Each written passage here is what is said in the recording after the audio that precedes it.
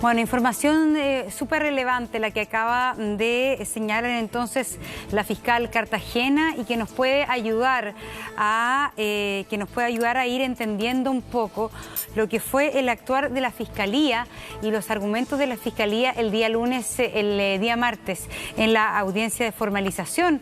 Estamos, como lo decíamos, con Luis Rabanal, un médico de larga experiencia justamente en la medicina forense, en el servicio médico legal. También saludamos a Cristian Garrido nuevamente. Doctor Rabanal, ¿cómo está? Buenos días. Buenos días. A ver, yo creo que aquí hay mucho que preguntarle justamente a usted y al rol del servicio médico legal. Lo que dice la fiscal en este minuto es que el servicio médico legal no había hecho una pericia que para ellos, como Ministerio Público, les parecía fundamental, que era una autopsia bucal. ¿Qué piensa usted al respecto? ¿Cuán fundamental entonces o cuánto cambiaría la situación procesal hoy día este nuevo informe con que cuenta el Ministerio Público, doctor? Bueno, en primer lugar, hay que aclarar que la autopsia es integral, ¿ya? No se habla de autopsia bucal o de autopsia segmentaria por área corporal.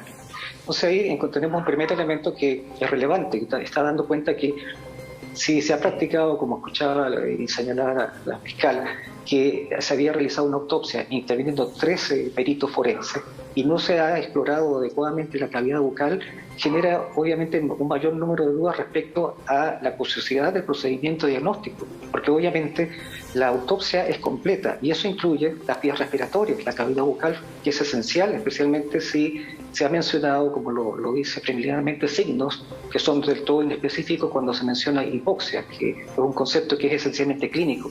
No puede ser tampoco diagnosticado a través del examen macroscópico de un cadáver porque significa, para los que no conocen y no entienden este concepto, una carencia de oxígeno en sangre. Y eso es una medición que se hace por vía instrumental, no se puede hacer por el examen directo, ¿ya? Entonces ahí partimos de una información que es del todo inexacta y que evidentemente tiene que ser valorada con mucha cautela, porque la hipoxia, la falta de oxígeno, es una condición inespecífica y general en la mayor parte de las muertes, sean violentas o no violentas, especialmente las causas de muerte natural. Por lo tanto, para poder vincularlo con un hecho o una muerte traumática violenta, hay que encontrar signos de violencia y que expliquen la causa de muerte. Ahora, el hecho de que, entre comillas, esto que se ha denominado autopsia bucal pudiese entregar información relevante, hay que primero conocer el informe, porque si no uno puede ampliar el espectro de posibilidades, ¿ya?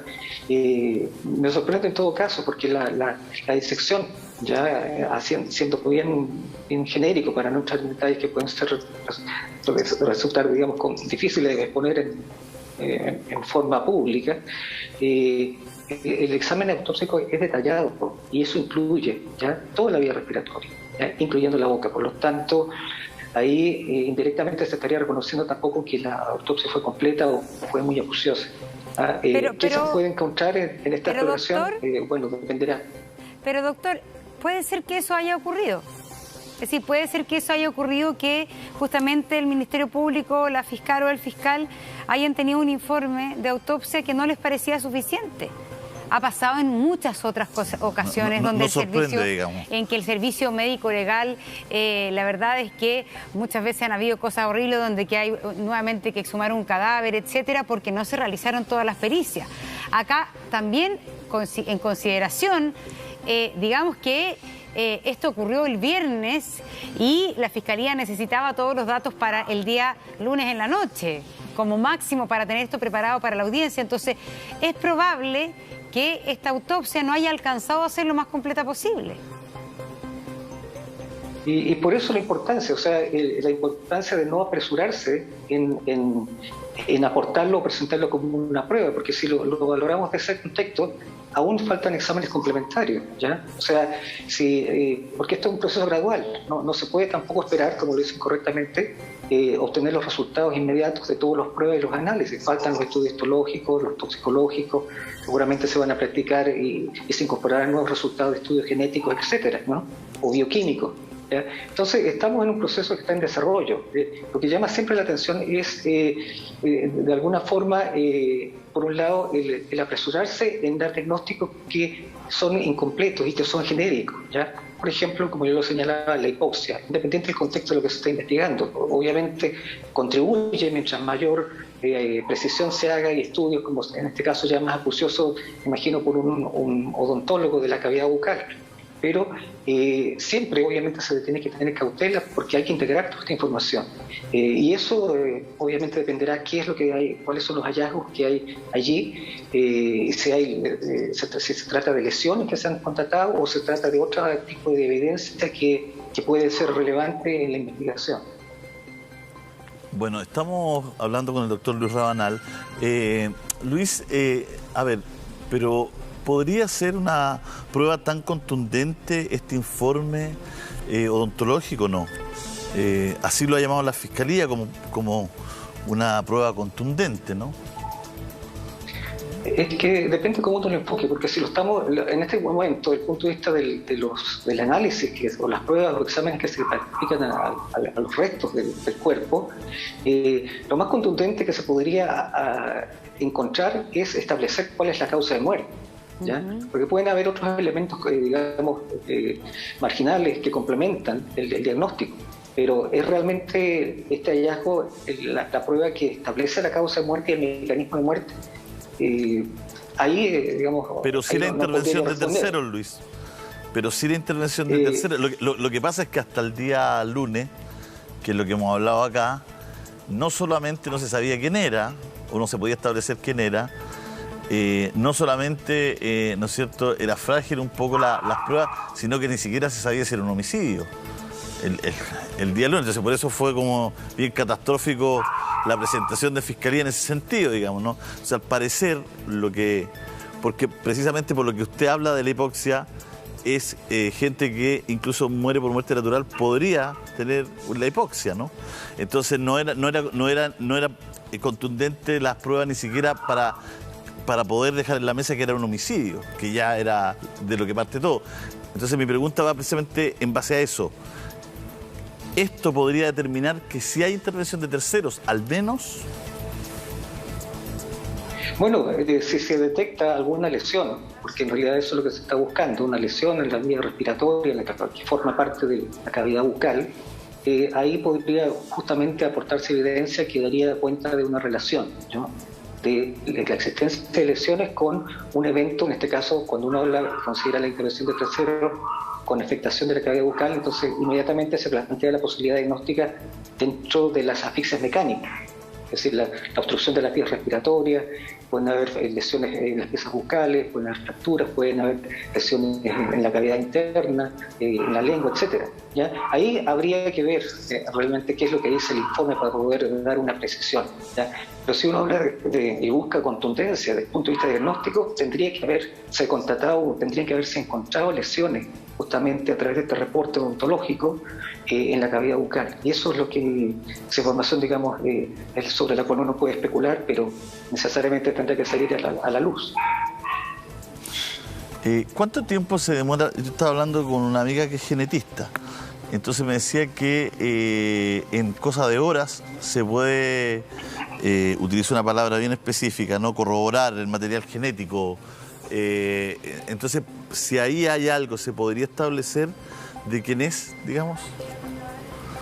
O sea, si se logra, por supuesto, los procesos de identificación genética son hoy en día instrumentales, son bastante rápidos. Por lo tanto, si se obtiene un patrón genético y hay con quién compararlo, se puede establecer esa relación en forma inmediata, directa, digamos, a través de las pruebas biológicas, ¿ya? Eso no sería, digamos, una limitante. Ahora, por eso la importancia. Pero ahí en el caso, para fortalecer finalmente la prueba de la Fiscalía, tendría que presentar, porque recordemos que esta es una audiencia de medidas cautelares y de formalización la del martes contra una persona, contra Jorge Escobar. Entonces, ahí la Fiscalía tendría que tener una prueba genética que pudiese inculpar justamente o relacionar este material genético con Jorge Escobar, para no entrar en detalle. Claro, o sea, tendría que encontrar material genético. Ahora, la otra gran interrogante es justamente cómo llegó el material genético ahí. Supongamos que se encuentra material genético. Lo que yo y lo que he comentado es lo siguiente: el material genético, el ADN de una persona puede llegar por distintas vías. Especialmente es esperable encontrar material genético en la zona peribucal o incluso intrabucal de las personas que están en contacto directo, especialmente son niños. Recuerden que la saliva se puede transmitir a través de un beso, a través de un contacto con la piel, ¿ya? Entonces, aún incluso detectando material genético de un sospechoso o de otros o de más de un sospechoso, no implica tampoco, o sea, lo único que nos dice es que haya habido contacto físico de las células de un individuo X con la víctima. Pero nuevamente caemos en el tema de la interrogante que aún no ha sido resuelta, o por lo menos no ha sido puesta en conocimiento público. ¿Cuál fue la causa de muerte? ¿Qué es lo que determina la muerte? Porque podemos encontrar material genético, sin duda, y sería más bien extraño no encontrar material genético de un familiar o de alguien que esté en contacto directo con el cuerpo de la víctima, especialmente en la zona peribucal, ¿ya? Pero, insisto, estamos obviamente dando opiniones en base a una especulación sin tener un resultado de cuál es la prueba o el hallazgo que la Fiscalía ha considerado como relevante dentro de la investigación. Es decir, mirando los tiempos que se demora la medicina forense, en su opinión, doctor, la Fiscalía hoy día no tendría las pruebas forenses suficientes para firmar su tesis y lograr la prisión preventiva de Jorge Escobar. Porque lo que dice usted, uno va viendo la cantidad de cosas que se necesitan efectivamente para relacionar a Jorge Escobar con la muerte del niño. Parece ser que quizás, según su opinión, no las tiene en su carpeta, no alcanza a tenerla la Fiscalía. O sea, ese es el gran problema, porque el tema fundamental primero es acreditar que ha ocurrido una muerte, cuál es la causa de muerte y que esta muerte ha sido violenta. Y eso es lo que hasta el momento no hay evidencia que demuestre el mecanismo. Ya la causa de la intervención de terceros desde el punto de vista de una acción, digamos, traumática. Y luego viene la segunda fase, que todo esto va integrado, yo lo pongo así fragmentariamente, pero es demostrar la relación biológica, la prueba de un determinado individuo, el imputado, por ejemplo, con el menor. Entonces, esas interrogantes que son fundamentales en la investigación de un hecho presuntamente un delito, no han sido expuestas. Solamente hay una serie de hipótesis, de informaciones.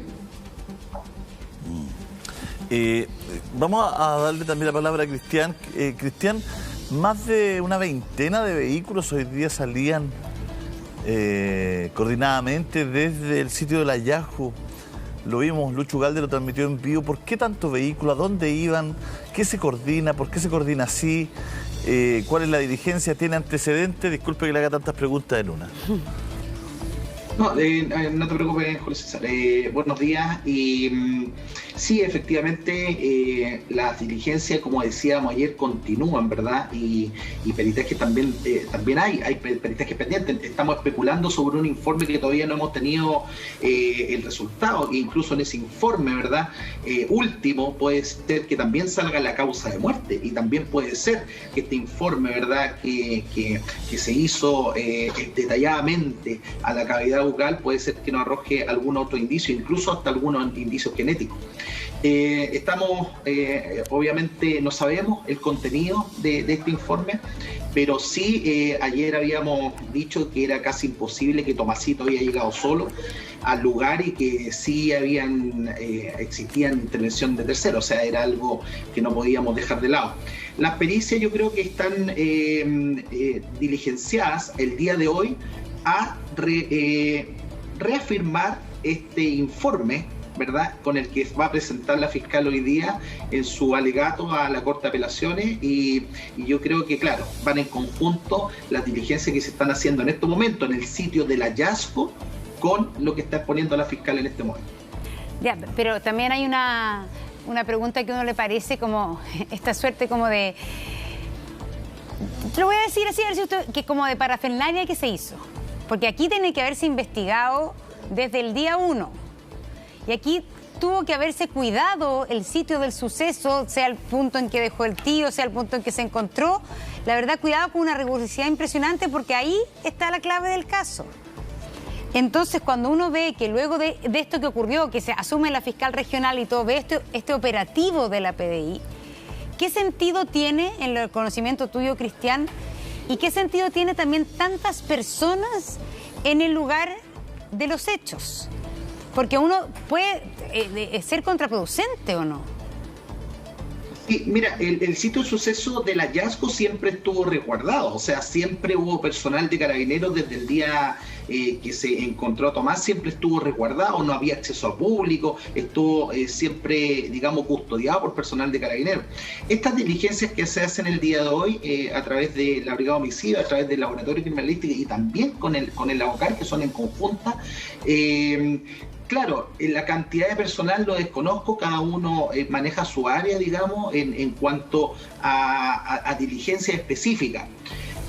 Yo creo que tienen que ver también con la trayectoria, peritaje en la trayectoria que se hizo, peritaje en el lugar, ¿verdad? En el trayecto desde el punto último avistamiento, ¿verdad? En caminar ese sector, en buscar algún otro indicio. Por eso yo creo que es la cantidad grande de funcionarios y obviamente hacer algo específico en cuanto al rastreo, en cuanto a las distancias que hay entre un punto y otro. Eso es lo que yo creo, digamos. Bueno, vamos a ver también qué características tiene este hallazgo, qué es lo que se encontró realmente en la cavidad bucal, como dice muy bien el doctor Rabanal, porque hay doctores, se abre una cantidad alternativa más o menos grande, digamos, si no tenemos detalles, ¿no, doctor? Claro, obviamente, el problema es especular, ¿ya? No tener el resultado del informe, porque ahí podemos plantear las diversas hipótesis, ¿ya? Y lo curioso es, justamente, o sea, el diagnóstico de la causa de muerte, ¿ya? Porque ¿cómo es posible tampoco, digamos, o aceptar que no pudieron durante la autopsia, no obstante que lo haya pedido esta nueva diligencia complementaria a la Fiscalía, el propio Servicio Médico Legal no haya tenido, digamos, la capacidad para establecerlo? O sea, ahí interesa justamente, por eso la importancia de conocer efectivamente qué es lo que dice este informe, ¿ya? No, porque si ha habido, por ejemplo, una asfixia mecánica, no podría haber pasado desapercibido durante la autopsia general, porque es una parte de la exploración básica, ¿ya? Que se tiene que haber hecho. Entonces, surgen las dudas, obviamente, y no solamente respecto al manejo del cuerpo, sino que también respecto a la consideración de las otras variables, ¿ya? ¿Cuánto tiempo tiene la data de muerte? ¿Ya? Y eso está vinculado con el manejo del sitio del suceso, las condiciones en que, digamos, se valoraron los signos, digamos, los llamados signos cadavéricos para poder establecerla. Entonces, hay una serie de información que está en el aire que todavía no se conoce y que es fundamental y necesaria para armar este complejo rompecabezas. Porque ¿Hay alguna, la data de muerte es una de las grandes preguntas. En medicina forense, ¿esto debiera ser fácil de resolver o hay casos en que es muy difícil mediante los exámenes propios de esta área de la ciencia llegar a ese resultado? ¿Cuánto debiera demorarse el Servicio Médico Legal en poder establecer la data de muerte? O quizás hay casos en que nunca se puede establecer la data de muerte. En realidad el tema de la data de muerte es un tema complejo, ¿ya? Aparentemente pudiese ser simple. Lo que sí se conoce es que en la medida que se distancia el tiempo, recurre a mayor tiempo, mayor dificultad para poder establecer, mayor son los márgenes de error en la estimación de la data de muerte. Uno puede hacerlo cuando la muerte es inmediata, cuando han podido transcurrir pocas horas, generalmente antes de las 24 horas. De ahí en adelante se va, digamos, volviendo más complejo. Y aún, digamos, hay que sumarle los factores propios, la degradación de los restos, los factores climáticos. Entonces, toda esa información que tiene que haberse recabado y establecido en el sitio del suceso es fundamental, porque hay que considerar también que no se puede dar rigor o valor a la prueba de valoración de la data de muerte, por ejemplo, en la sala de autopsia, porque ya los cambios, por ejemplo, como la temperatura, se han alterado completamente. Estas variables se tienen que cuantificar y medir en el sitio del suceso. Por eso también es tan relevante e importante que se haya hecho un análisis los fenómenos cadavéricos, como se llama, en el sitio del suceso, porque de ahí en adelante se altera todo. La temperatura, por ejemplo, si la ropa está mojada o si se despiste el cuerpo en el sitio del suceso, después se traslada al interior de un vehículo que puede estar refrigerado o no, si después se deja en una cámara, etcétera, pueden alterar en el empezar o frenar los procesos y por lo tanto alterar y dificultar la determinación de la data de muerte. Sin duda es un tema difícil resolver, y por eso la cautela también, cuando se dan márgenes o datas de tiempo aproximadas. He escuchado, por ejemplo, en este caso se hablaría de días, ¿ya? Y obviamente para hablar de eso también se tiene que apoyar o basarse en pruebas, en evidencia material que así lo acredite, no simplemente por aproximación o por estimación. Es decir, según su experiencia, la data de muerte con pericia en el servicio médico legal hoy día no sería un dato que se pudiese obtener, dado los días que pasaron. Porque la autopsia, a través de la autopsia no se podría tener precisión, ¿ya? Solamente se podría dar una opinión genérica, pero no específica respecto a la data de muerte. Y esto es un tema que, digamos, que viene sufriendo, no solamente la medicina forense a nivel mundial, y aquí a nivel local lo tenemos en casos tan emblemáticos. Por ejemplo, recordarán el caso de Rodrigo Anfunpati, un tema de discusión amplia respecto a la data de muerte, y eso guardaba relación también con la inculpación de una determinada persona en un determinado día, en un determinado momento. Y por eso es relevante, o sea, eso es... Perdón, quería, fiscal, hacer una pregunta que tengo desde la mañana, pero como los acontecimientos se han ido sucediendo, que me genera dudas, porque yo creo que la gente que no sabe de derecho, está en la casa, digamos, seguramente será la misma pregunta. Estamos ahora asistiendo, ¿no es cierto?, a la Corte de Apelaciones, precisamente por la cautelar.